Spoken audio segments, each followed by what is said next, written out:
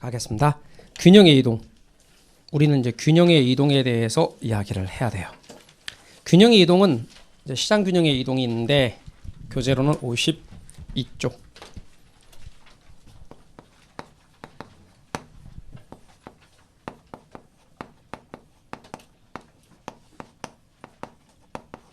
이동이라고 할 수도 있고 변동이라고도 할 수 있어요. 자, 요걸 설명하려고요. 자, 다시 한번 보겠습니다. 그림으로 그립니다.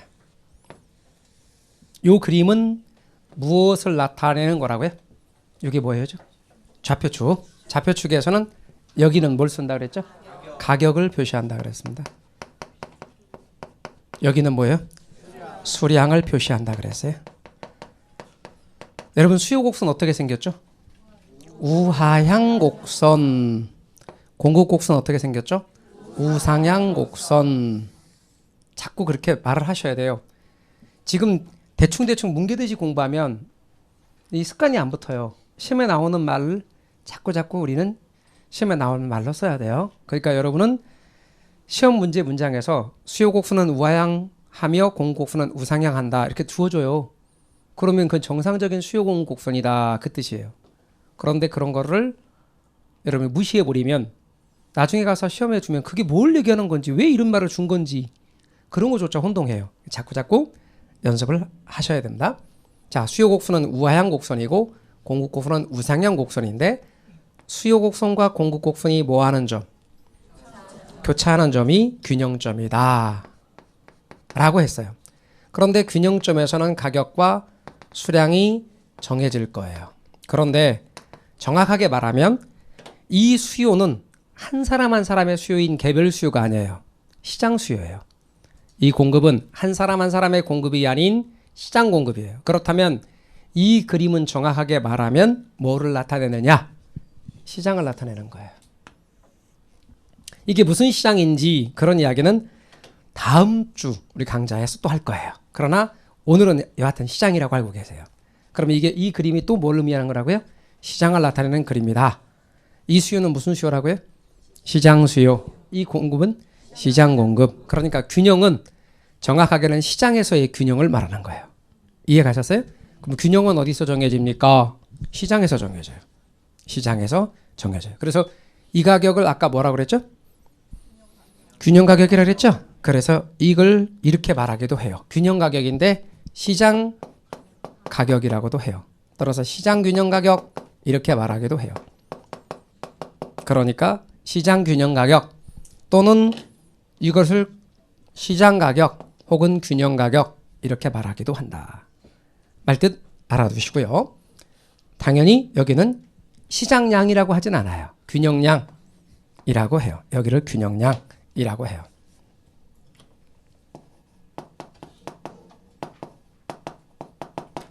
자, 그런데 저 균형이 이동한다는 거예요.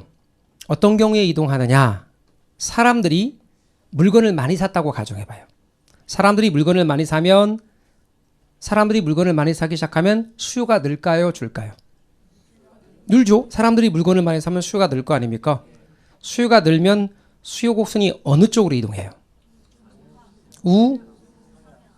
우상향 이동. 제발 우상향 그러지 말라고 뜻차 말했지만 습관을 못 고치는 거예요. 고치세요. 하나씩 연습하셔야 됩니다. 다시 수요가 증가하면 수요 곡선은 어느 쪽으로 이동한다고요? 네, 우상향 이동. 우상향 그러지 말라고요. 우상향 이동하는 거예요. 이렇게 우상향으로 이동하는 겁니다. 자, 우상향으로 이동했죠? 그러면 교차점이 바뀌었죠. 교차점이 여기가 아닌 여기로 바뀌었다. 그 균형점 이동한 거죠. 균형점이 여기서 여기로 이동한 겁니다. 이 점은 균형점이 이렇게 된 거죠. 새로운 점이라고 합시다. 그러면 가격과 수량이 그 전보다 가격은 올랐고 양은 늘어났다. 그러니까 시장의 균형 가격은 그 전보다 올라간 거예요. 이렇게. 양은 늘어난 거죠. 그리고 수요 곡선은 어느 쪽으로 이동했다고 그랬죠 지금? 우상향 이동이란 말이에요. 그런데 균형점 이동 방향 보실래요? 어느 쪽으로 이동했을까? 그래요. 균형점의 이동 방향과 곡선의 이동 방향이 같아요. 그래서 공부를 할 때 처음부터 제대로 알아놓으면 나중에는 수요 곡선의 이동 방향만 보고도 가격 올라가고 양 증가하는 걸 알 수가 있어. 상이란 말은 가격이 올라간다는 뜻이에요. 우란 말은 양이 증가한다는 뜻이에요. 그러니까 굳이 그래프 그리지 않아도 나중에는 수요가 증가하면 우상향으로 이동하니까 가격 올라가고 양 증가. 이렇게 나오는 거예요. 그런 걸 위해서 기초를 잘 잡자고 하는 거예요. 근데 대충 뭉개면 지금은 쉬워요. 수요 증가? 우측 이동. 감소? 좌측 이동. 어떤 때는 이렇게 해도 돼. 수요 증가? 이쪽. 수요 감소? 저쪽. 이렇게 하면 쉬운데 나중에 실력이 올라가질 않아요. 그러니까 사람들이 초창기에 공부를 대충 하면 막 되게 쉽게 들리고 막 재밌긴 해. 근데 나중에 한 3개월, 4개월 지나고 5개월 지났는데 실력이 올라가질 않아. 그런 경우가 진짜 많아요. 그래서 여러분에게 꼭 부탁드리기는 차근차근 공부에 있어서는 차근차근 습관을 드리는 거예요. 좋은 습관, 답을 맞추는 습관, 그리고 차근차근 해가면 나중에 답을 찍을 수도 있어요. 또 보세요. 이번엔 다시 할게요. 다시 또 그립니다. 좌표축. 세로축은 가격을 표시합니다. 가로축은 수량을 표시합니다. 수요 곡선 어떤 모양이라고요? 우하향 곡선. 공급 곡선 어떤 모양이고요? 우상향 곡선. 이렇게 됩니다. 그러면 이제 교차점에서 가격과 수량이 정해지니까 최초의 균형점은 여기였었대요. 가격은 P0이고 수량은 Q0인데요. 시장 공급이 증가했대요. 예를 들어 건축기술이 발달했다든지 건축자재 가격이 하락해서 아파트의 시장 공급이 증가하면 아파트의 공급 곡선이 어느 쪽으로 이동하게요? 우하향 이동하겠죠. 그래서 공급 곡선이 이렇게 이동하는 거예요. 어느 쪽으로 이동했는가 하면 우하향 이동했어요. 공급 곡선이 우하향으로 이동했고 균형점이 요점이 균형점이 된 거죠. 그럼 가격과 수량은 새로운 균형점을 E1이라고 하고 가격과 수량은 여기서 정해졌죠. 그럼 그 전보다도 시장 균형 가격은 떨어졌고 양은 늘었죠. 근데 균형점이 어느 방향으로 이동했나 봤더니 우하향으로 이동하잖아요. 그러니 공급 곡선의 이동 방향과 똑같죠. 그러니 균형점은 언제나 곡선의 이동 방향과 똑같아요. 그러니 자연스럽게 공급의 증가가 우하향 이동이란 말은 이미 이 말 속에서 가격은 떨어지고 양이 증가한다는 걸 그냥 알 수 있어요. 그래프 안 그려도. 그러니 그것들을 우리는 지금 배경을 기초에서부터 쌓고 있는 거예요. 나중에는 제가 그래프 그려요? 안 그래요? 안 그래요. 딱 보고 딱 나오는 거예요. 그냥 읽으면서 나와요. 그런데 자꾸 뭐라고 말하는 줄 아세요? 그렇게 하지 말고 차근차근 좀 이렇게 해주세요. 그래프 좀 그려주세요. 이렇게 한다니까. 그건 언제 해? 네, 다음 또 11월 달에 한단 말이에요. 다음 또 11월 달에. 아셨죠? 네, 다음 또 11월 달에 한단 말이에요. 네, 그러니까 잘 보세요. 잘 저랑 호흡 맞춰서 따라가셔야 나중에는 착 보고 착 나오고 시간도 부족하지 않고 그래요. 근데 이게 안 되면 남들 될 때 난 안 돼요. 안 되니까 그 다음에는 언제나 점수도 안 나오고 시간도 부족하고 그렇게 돼요. 그러니까 부지런히 방향에 대해서 해주세요. 방향은 언제 배우냐면 유치원 때 배워요. 근데 우리가 잘 모르는 까닭은 유치원을 안 나와서 그래요. 그래서 지금부터 연습하시면 돼요. 그래서 부지런히 연습하시면 돼요. 유치원 나오신 분들 계시죠? 자, 그래서 부지런히 연습하시면 되는데 솔직히 말해 헷갈려요. 근데 부동산학이 아니더라도 그런 게 헷갈리는 것들이 모아지니까 착착착 안 되는 것뿐이에요. 그런데 우리 지금 자꾸 다루는 이 내용들이 모여서 나중에는 헷갈리지 않고 답을 금방 찾을 수 있어요. 그러면 여러분 봐봐요. 이거 말고 수요와 공급이 다 바뀌는 경우도 있겠죠. 그러면 또 균형점은 또 달라지겠죠. 근데 우리는 지금 수요 공급이 다 바뀌었을 때 어떻게 되고 그걸 찾는 게 목적이 아니에요. 기초과정에서는. 균형점은 이동한다는 걸 말하고 싶은 거예요. 이해가셨죠? 자, 그러면 수요가 바뀌거나 공급이 바뀌거나 둘 다 바뀌면 균형점은 이동할 수 있다. 이거 말하고 싶은 거예요. 다시 한번 말씀드립니다. 수요 곡선과 공급 곡선이 교차하는 점이 바로 균형점, 시장 균형이고 그 시장 균형점에서는 시장 균형 가격과 균형량이 정해지게 된다. 그런데 시장 균형점은 수요가 바뀌거나 공급이 바뀌거나 둘 다 바뀌면 이동한다. 아셨죠? 거기까지입니다. 자, 이제 균형에 관한 얘기는 그만큼만 할게요. 이제는 우리 가장 어려워하시고 가장 여러분 끝까지 여러분 발목을 잡는 것 중에 하나가 탄력성이에요. 그러니까 지금 탄력성 아주 기초부터 시작해서 또 차근차근 반복하면서 가봅시다. 연습할게요. 지금부터. 자, 탄력성 부분으로 가보겠습니다. 페이지는 52. 충분하게 시간을 확보해서 계속 반복해 드릴게요. 자, 탄력성입니다. 여러분, 탄력성은 무엇을 나타내는 척도냐면 방향을 나타내는 척도가 아니에요. 자, 방향 연습해 볼게요. 가격이 올라가면 수익량은 어떻게 돼요? 가격이 올라가면 수익량은 줄어든다. 가격이 떨어지면 수익량은 늘어난다. 방향이 반대 맞죠?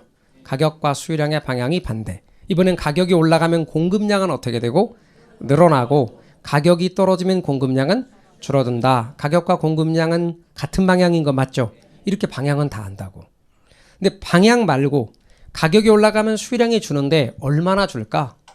즉 가격이 10% 올랐어요. 그럼 수익량이 줄 텐데 5% 줄까? 아니면 20% 줄까? 가격이 올라가면 공급량이 느는데 가격이 10% 올라가면 공급량은 5% 늘어날까? 20% 늘어날까? 얼마나 늘어날까? 그 정도를 측정하고 싶은 게 탄력성이에요. 이해가셨죠? 그럼 정도를 측정하고 싶은 것인데 구체적으로 자극을 줘요. 그럼 거기에 대해 반응이 오죠. 그럼 자극에 대한 반응 정도를 보고 싶은 거예요. 자극에 대한 반응이 크면 민감일까요? 둔감일까요? 민감이에요. 자극에 대해 반응이 적으면 둔감이에요. 민감한 걸 탄력적이라 그러고 둔감한 걸 비탄력적이라 그러는 거예요. 말뜻 이해가 되셨죠? 그러니까 탄력성은 초점이 방향이다 정도다. 정도에 초점을 맞추는 거예요. 그래서 얼마 정도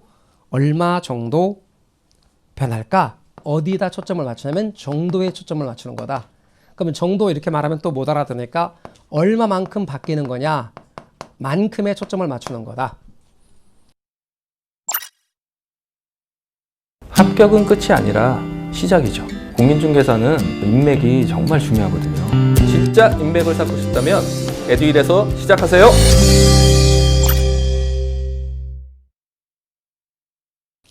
자, 그러면 또 우리 다시 기초적인 얘기로 돌아가서 제가 원인과 결과 관계를 나타내는 것이 함수가 있다고 그랬죠.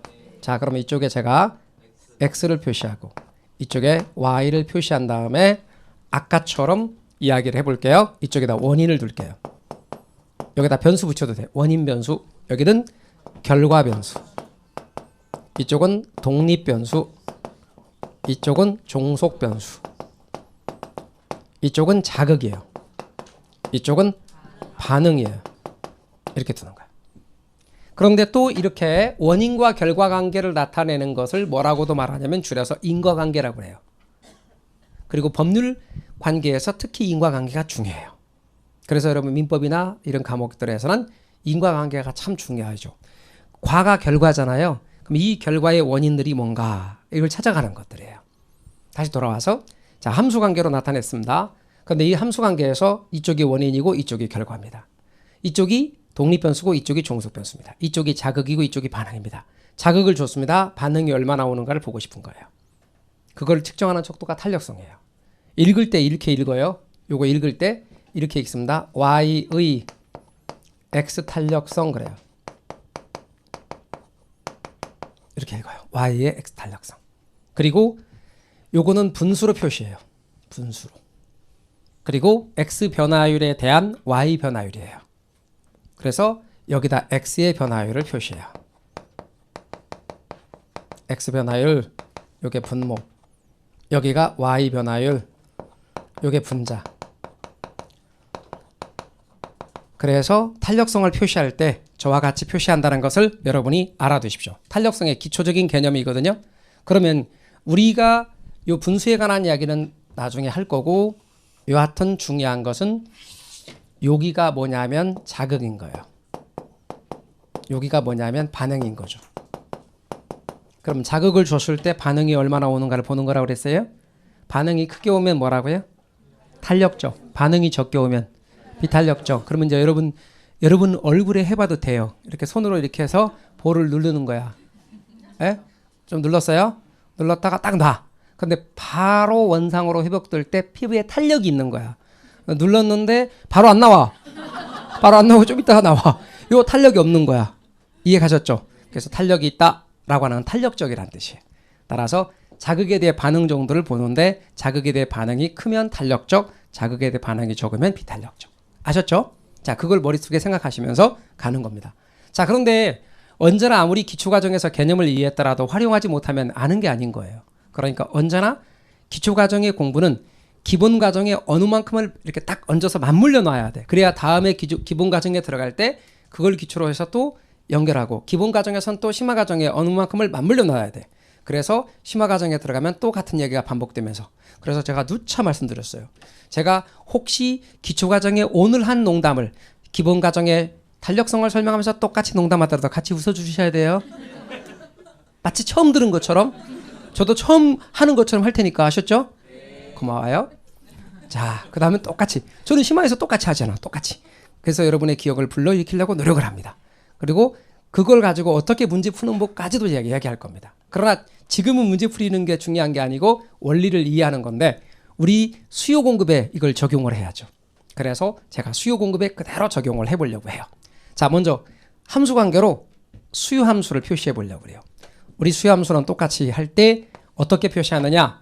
탄력성을 따질 때는 가격을 독립변수로 놓고 양을 종속변수로 놓는 함수를 가지고 얘기해요.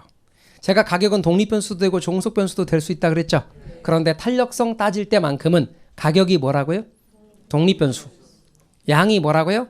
종속변수. 가격이 원인이고 양이 결과예요. 가격이 자극이고 양이 반응이에요. 그러니까 이쪽에다 가격을 둬요. 그리고 이쪽에다 수요량을 둬요. 그리고 이것을 수요함수 그러는 거예요. 이해 가셨어요? 이 구조를 다시 해볼게요. 이쪽에다가 가격을 둬요. 이쪽에다가 공급량을 둬요. 그러면 이게 뭐겠어요? 공급함수지. 가격이 뭐가 됐어요? 원인, 독립변수, 자극이 됐어요. 양이 뭐가 됐어요? 결과변수고 종속변수고 반응변수예요. 아셨죠? 똑같이 뒀어요. 그러면 읽을 때 똑같은 방식으로 읽을 거예요. 뭐라고 읽으면 돼요? 수요량의 가격 탄력성. 똑같은 방식으로 읽으세요. 수요량의 가격 탄력성이라고 읽는 거예요. 자, 똑같은 방식으로 읽어주세요. 공급량의 가격 탄력성이라고 읽어주세요. 자, 이렇게 읽었고요. 자, 그런 방식이라면 분수라고 했으니 분수로 똑같이 표시하겠습니다. 분수로 똑같이 표시해요. 그럼 분수로 똑같이 표시하는데 수요의 가격 탄력성은 분모가 뭐의 변화율이에요? 가격의 변화율이겠죠. 그럼 줄여서 그냥 가격 변화율을 쓸게요. 분모는 가격 변화율. 분자는 수요량 변화율이죠. 수요량 변화율 쓸게요. 위하고 똑같은 방식으로 썼어요.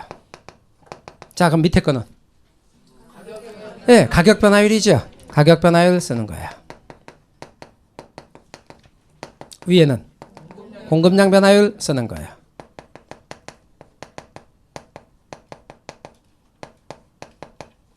이렇게 되는 겁니다. 가격 변화율, 수요량 변화율, 가격 변화율, 공급량 변화율. 똑같은 구조 맞아요? 예. 그런데 관행상 읽을 때 요거는 수요의 가격 탄력성 양자 생략하고 얘는 공급의 가격 탄력성 이렇게 많이 읽어요. 그런데 나는 굳이 수요량의 가격 탄력성 그렇게 읽고 싶어. 그러려면 또 그러셔도 돼요. 그러나 일반적으로는 수요의 가격 탄력성, 공급의 가격 탄력성 이렇게 읽습니다. 자, 읽는 법까지 이야기했어요. 자, 그럼 이제 우리 탄력성의 경우를 표시했는데 다음 단계로 우리는 수요의 가격 탄력성, 공급의 가격 탄력성을 표시했고 요거에 대해서 제가 방금 뭐라고 표현했냐면 Y의 X 탄력성을 X 변화율에 대한 Y 변화율을 이렇게 표시했거든요. 분수 읽는 법을 잠시 부연 설명해 드릴게요. 부동산학 개론에서 분수가 진짜 많이 나와요. 그래서 분수에 대해서 제가 이야기를 하고 계속해서 이어가도록 할게요. 뭐냐면 분수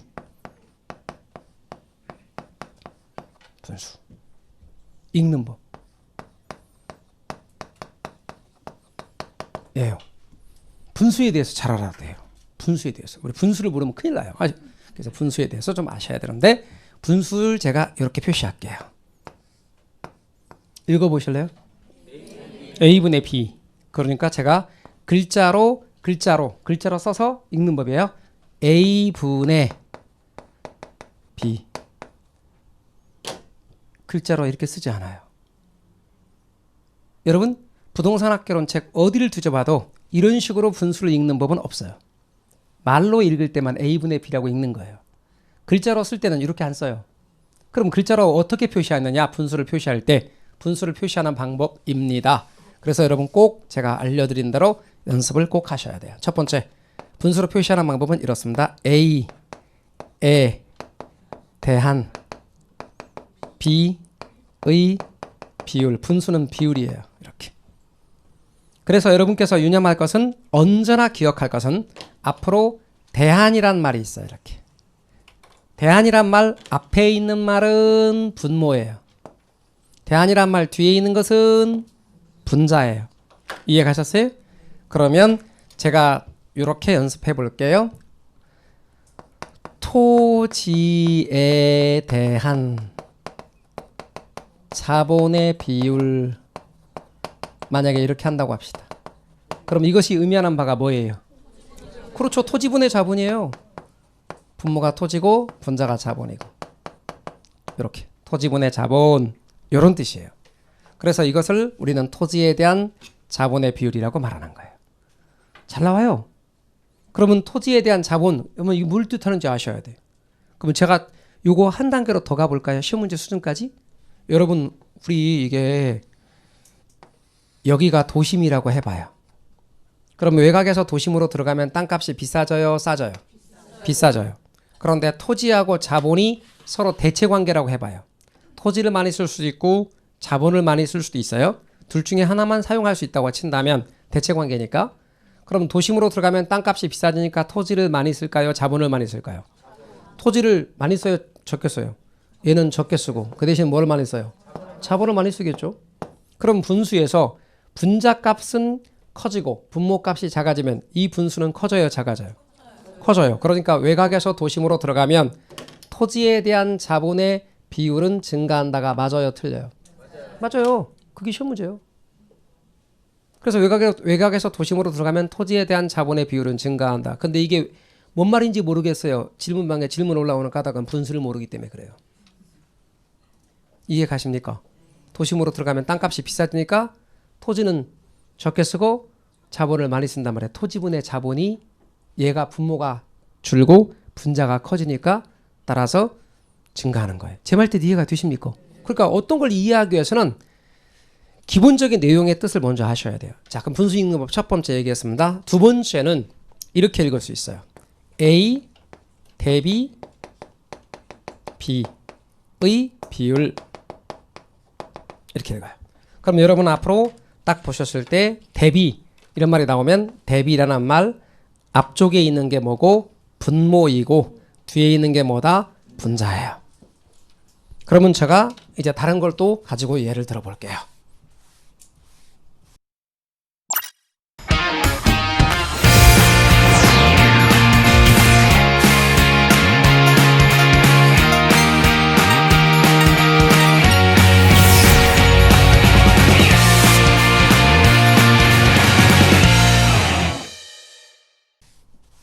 자, 만약에 이런 말이 있다고 합시다. 여러분 공부를 하다 보면 소득 대비 주택 가격 비율이라고 합시다. 그럼 소득 대비 주택 가격 비율이란 말은 분수에서 분모가 뭐예요? 소득이에요, 소득.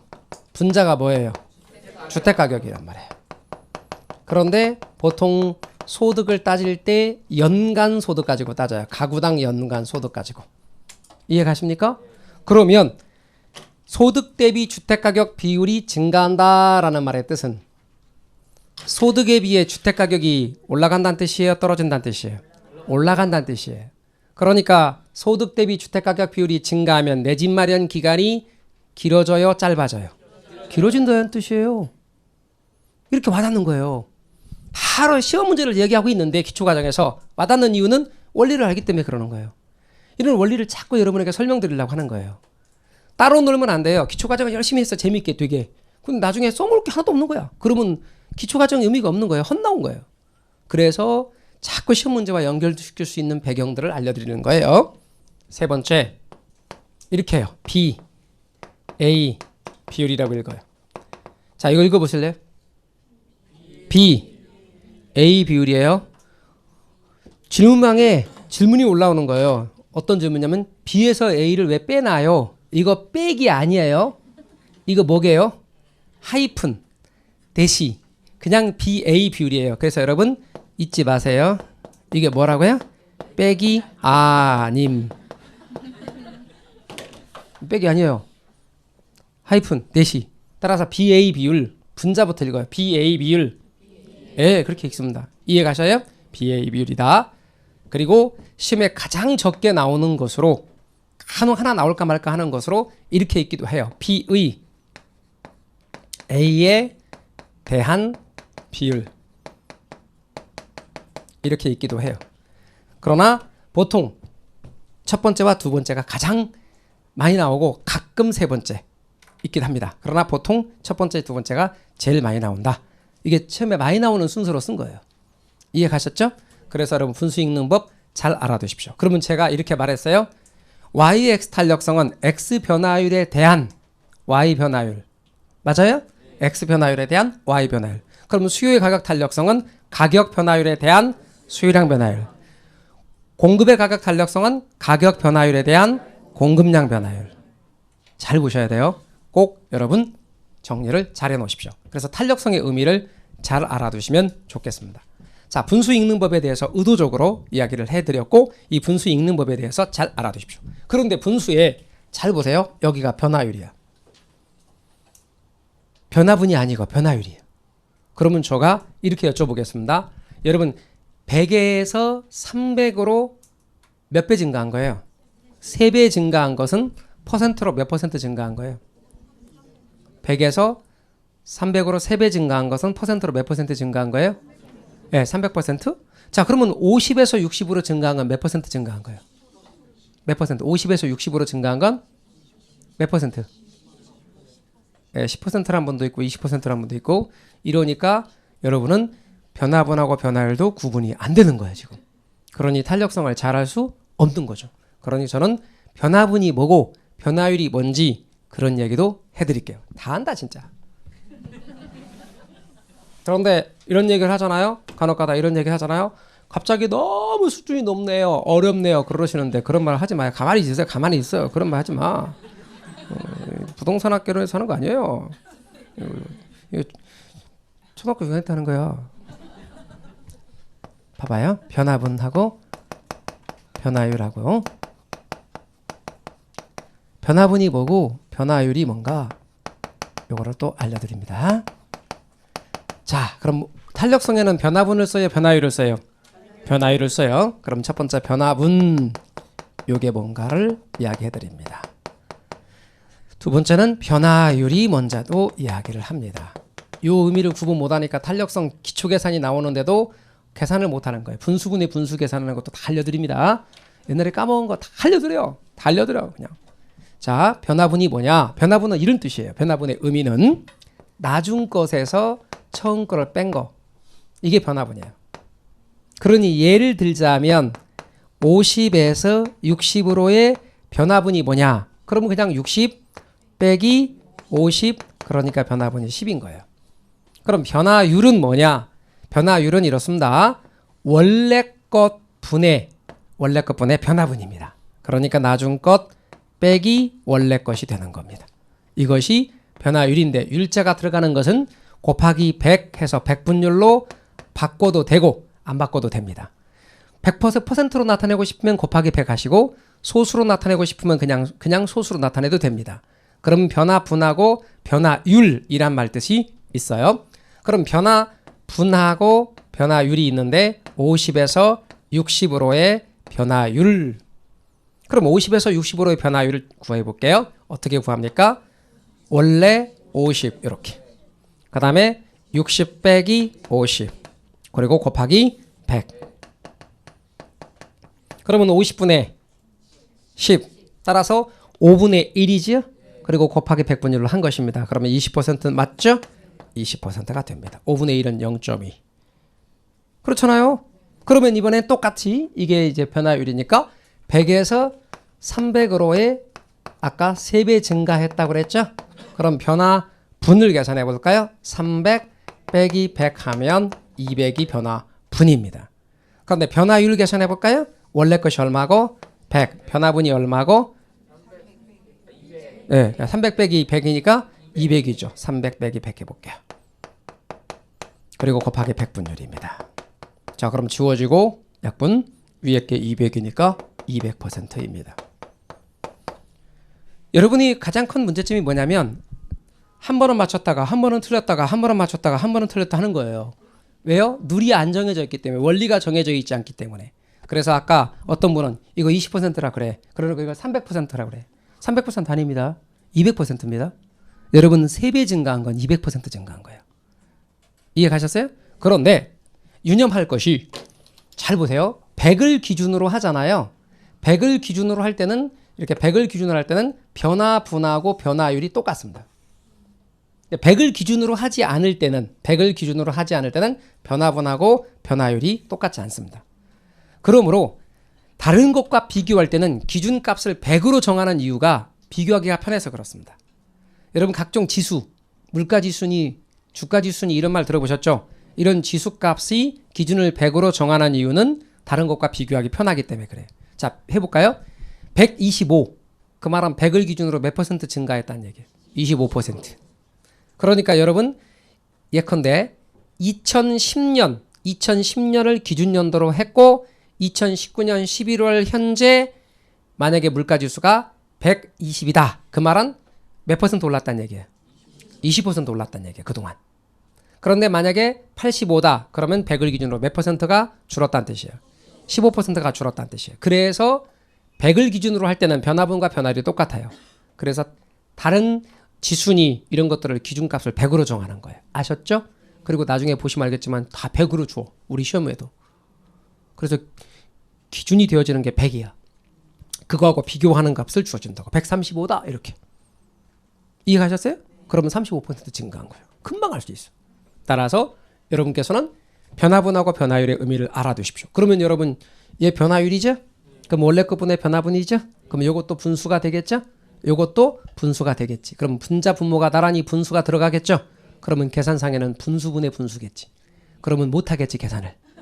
그러니까 또 분수분의 계산하는 법을 알려드려야겠죠. 제가 또 알려드리죠. 다 알려드려요 제가 다. 얼마나 친절한데. 자, 그럼 이제 우리는 탄력성을 읽을 때 Y의 X 탄력성이라고 읽는다는 것이고, 수요의 가격 탄력성, 공급의 가격 탄력성, 그리고 이제 가격의 변화율분의 수요량 변화율, 가격의 변화율분의 공급량 변화율이거든요.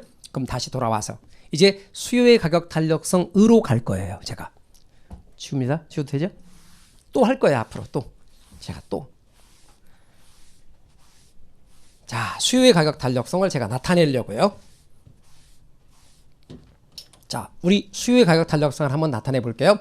우리 수요의 가격 탄력성 제가 이렇게 쓰고요. 이것은 분수에서 분모가 가격의 변화율이란 말이에요. 분자가 수요량 변화율이란 얘기예요. 자, 이렇게 쓸 수 있어요. 앞으로 여러분은 그 말 속에서 탄력성을 딱 표현할 수 있어야 돼요. 그러면 제가 만약에 공급의 가격 탄력성 이렇게 말했다고 한다면 이 말 속에서 얘가 분모로 오고 얘가 분자로 온다는 거예요. 그러면 분모는 가격 그리고 변화율로 표시하는 거예요. 변화율, 분자는 수요량 변화율, 공급량 변화율 이렇게 쓰면 되는 거예요. 공급량 변화율 이렇게 씁니다.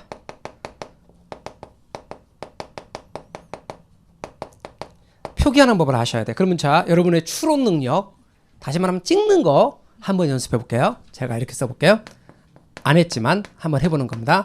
제가 수요의 소득 탄력성 이렇게 썼다고 가정을 합시다. 그러면 분모가 뭐예요? 네, 소득 변화율이겠지.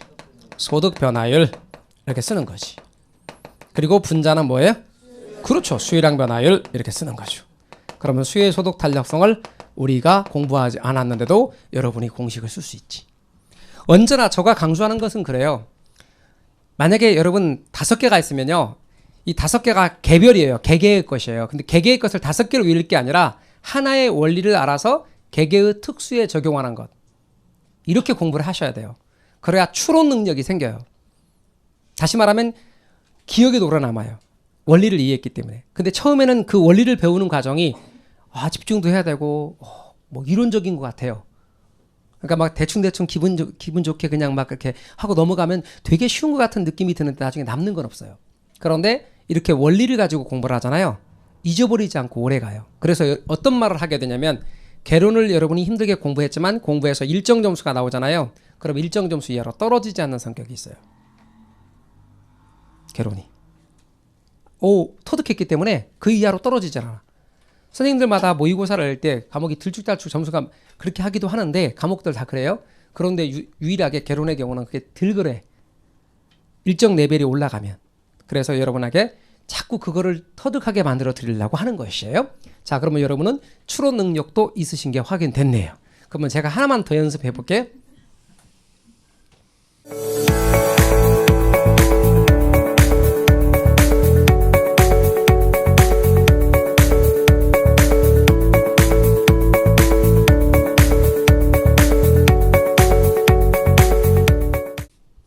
수요의 교통비 탄력성 이렇게 썼다고 가정합시다. 분모는 그렇죠. 교통비 변화율이에요. 교통비 변화율. 분자는 수요량 변화율. 그러는 거예요. 그러니까 앞쪽에 수요의 교통비 탄력성 안 배우거든요. 그런데 저 책 중간에 가면 공식도 나오지 않은 채 수요의 교통비 탄력성이란 말이 나와. 그럼 여러분이 알아봐야 돼. 교통비에 대해서 수요량이 얼마나 민감한가? 사람들이 교통비 따져 안 따져? 따져요. 근데 교통비 되게 따지는 사람이 있어. 물건 사러 가는데 교통비가 너무 들 바엔 나 안 갈 거야. 그러면 이 사람은 교통비에 대해서 민감한 거야. 까짓 그 정도 교통비 택시 타고 가. 이런 건 교통비 안 따지는 거예요. 그러니까 그런 경우는 교통비에 대해 민감하지 않은 거지. 이해가셨습니까? 예. 그래서 이것이 상권 이론에서 나오는 거야. 고객이 교통비를 따지냐 안 따지냐. 뭔 말인지 아셨습니까? 잘하셨습니다. 그러면 우리는 계속해서 수요 공급을 이야기해 봅시다. 자, 또 돌아와서 탄력성의 원리를 오늘 상당히 많이 여러분 인식하고 가셔야 돼요. 그렇지 않으면 어렴풋이 알잖아요. 그러면 어렴풋이 알고 나중에 싹 까먹어요. 그리고 다시 기본 이론에 가면 여전히 여러분을 애먹이는 형태가 돼요. 그래서 제가 오늘 비중을 계속 탄력성에 두어서 자세히 반복시킬 거예요. 한 것도 하고 이제 그만 좀 하지 할 때까지 할 거예요. 잘 봐봐요.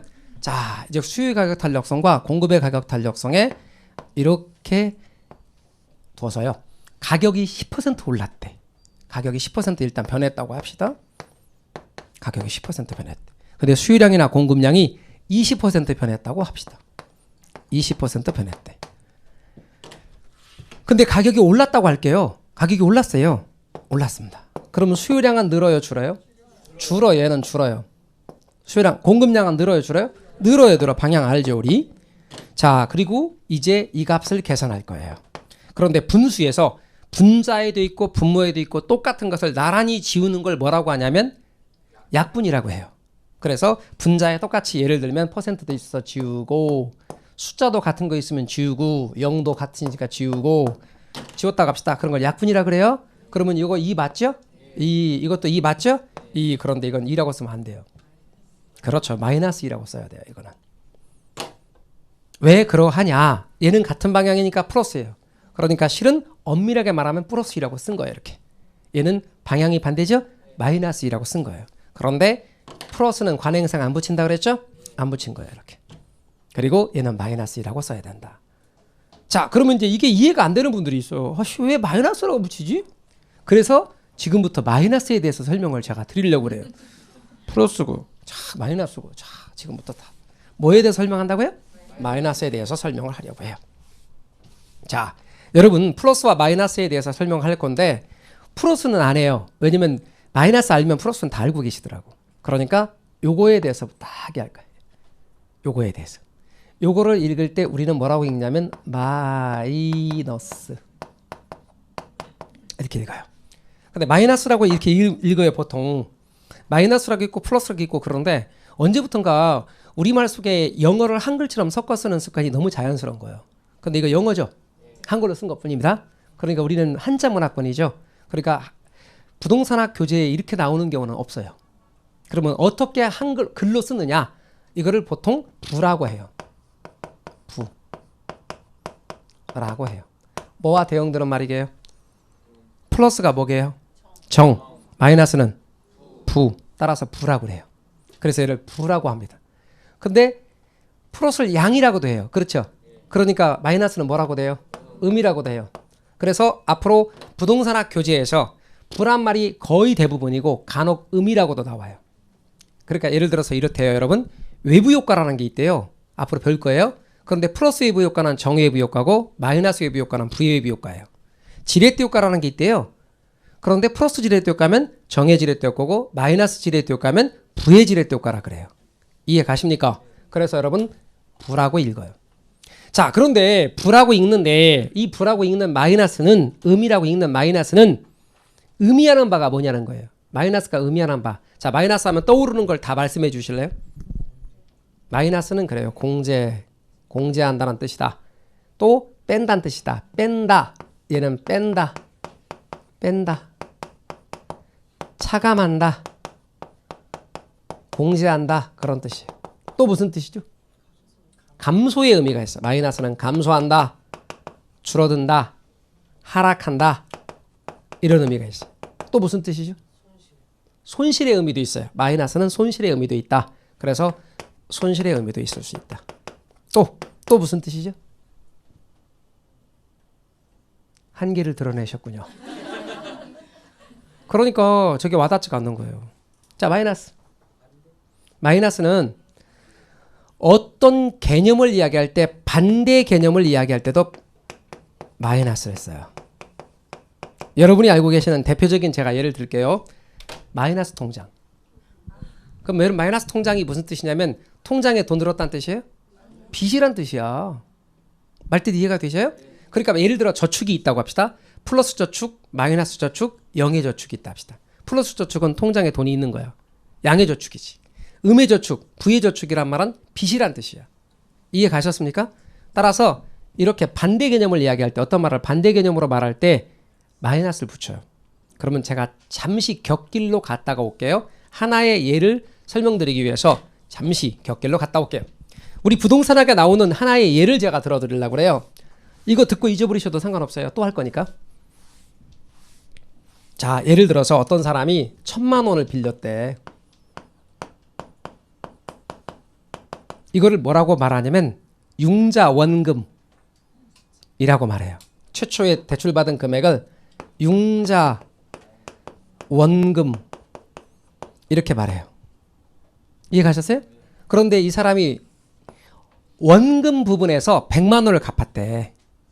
원금 부분에서 100만 원 갚았대요. 그러니까 원금 부분에 100만 원 갚으면 이제 남은 돈이 얼마예요? 900만 원이에요. 이것을 뭐라고 말하냐면 대출 잔액이라 그래요. 대출 잔액이라 그래요. 대출 잔액 혹은 융자 잔금이에요. 이해 가셨어요? 자, 그러면 요거 남았거든요. 근데 여기에 계산했더니 이자가 얼마냐면 이자가 10만 원이래. 10만 원이 이자래요.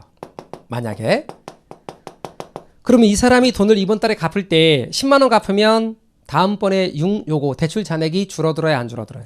안 줄어들어요. 이자만 갚았으니까. 이해 가셨어요? 그런데 이 사람이 15만 원 갚았대.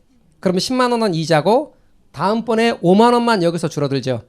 5만 원만 줄어들게 되면 다음번에 대출 잔액은 얼마가 돼요? 895만 원이 되겠죠. 그런데 이 사람이 얼마를 갚았냐면 3만 원 갚았대. 돈이 없어서 이번 달에 3만 원 갚았대. 3만 원을 갚으면 요 돈 3만 원은 이자보다도 작죠.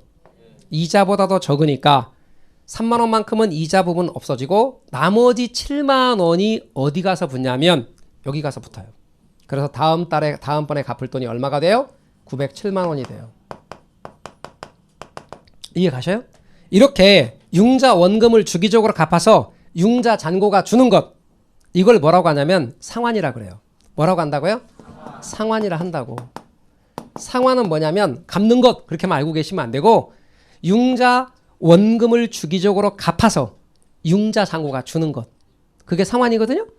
근데 융자 잔금액 대출 잔액이 융자 잔금에 해당되는 대출 잔액이 거꾸로 늘었네. 얘는 줄어야 되는데 갚았으면 줄여야 되잖아요. 근데 얘는 갚는 돈이 이자보다 작아서 늘었어. 이럴 때 뭐라고 붙이냐면 상환에다가 마이너스를 붙여요. 그래서 뭐라고 한다? 부해상환이라 그래요. 그래서 앞으로 부동산학 교재에서 여러분 부해상환이란 말을 보게 될 거예요. 그러면 저게 뭘 뜻하는 말이다? 아, 마이너스란 뜻이다. 이해 가셨어요? 다시 돌아와요. 이렇게 어떤 말을 반대로 할 때 마이너스 개념을 써요. 또 있어요. 마이너스는 어떤 개념이냐면 방향이 반대일 때도 써요. 방향이 반대.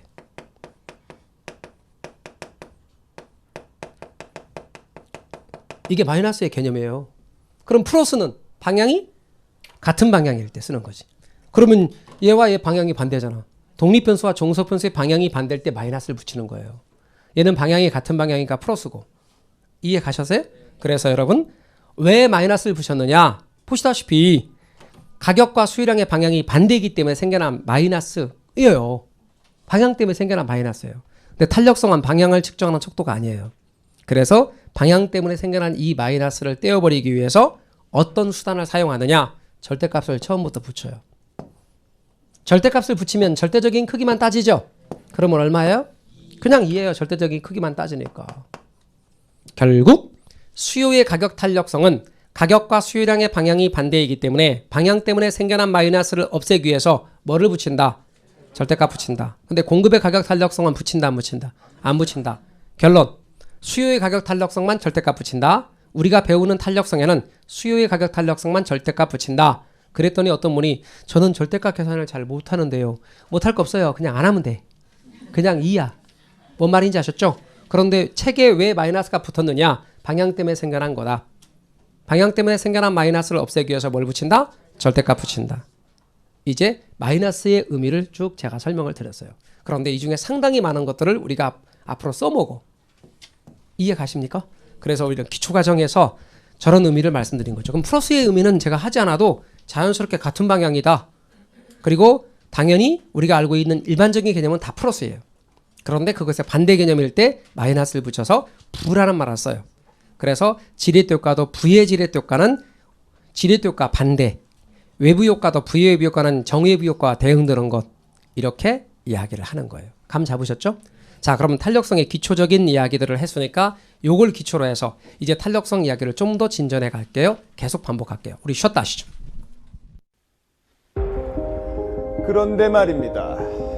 에듀윌에선 이 모든 혜택의 유료 회원 수강료를 돌려받을 수도 있다는 사실 알고 계셨습니까? 진짜 10만 원을 주더라고요. 한 달에 100만 원 버는 친구도 봤어요. 이게 진짜 대박이라니까요. 네, 친구 추천을 하시고 친구가 유료 회원가입을 하게 된다면 10만 원을 입금해드리고 있습니다. 친구만 추천해도 10만 원을 입금해주는 에듀윌 친구 추천 이벤트. 참으로 놀라운데요. 그리고 이 모든 혜택들을 많은 수강생들이 동행해 주길 진심으로 부탁드립니다.